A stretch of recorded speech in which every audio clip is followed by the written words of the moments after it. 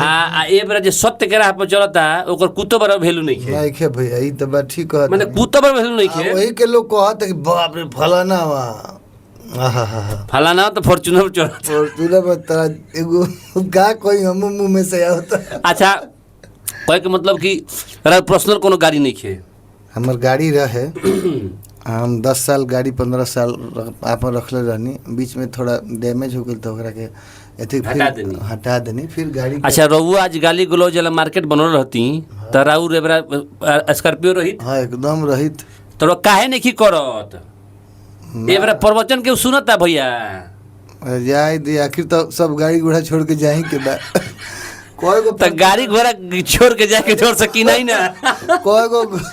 कोई को फॉर्च्यूनर लेके जाई जाम ना जब तो ए बार चढ़े खातिर चाहिए ना भाई। लोग देखी ए बार लोग रुतबा देखता नाम देखता कि फलानवा हो फलाना भौकाल बना के आज भौकाली के युग बा। कुछ भौकाल काम ना करे जे उनकर भौकाल चले जे उनकर रेलगाड़ी चली नु तो केहू के रेलगाड़ी काम ना आई।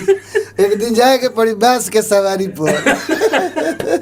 अच्छा मिला जुला के सब ये बाकी लोग माने अपन रास्ता ना बदलम हम धर्म निभाएम एनु चली देखी राउर सोच सही बा आ सोच सही हमेशा रखे के चाहिए ना।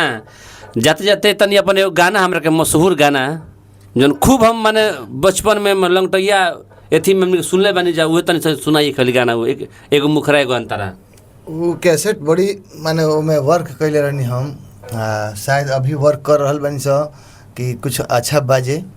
अच्छा उ जुग आज रहित त आज जंगरा ओकरा प्रोग्राम के ताता चलत रहे आज उहो चलत रही। जानो भरी हमर गाना हिट भइल त 3000 में सटा हो के हम उतना ही दुर्भाग्य न रहे।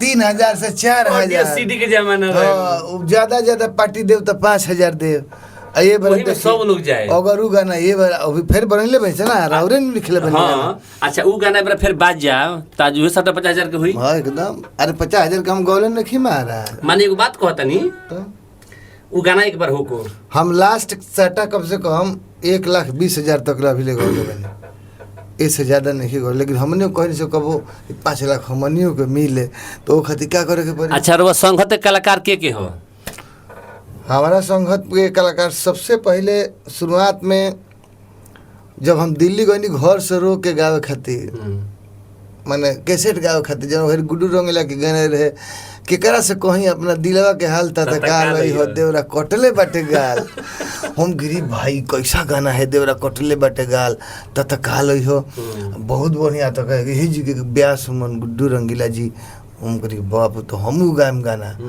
तो गईनी दिल्ली हम अपन अंगूठी सिकरी बेच देनी 4,000 रुपया मेरा भरी सोना रहे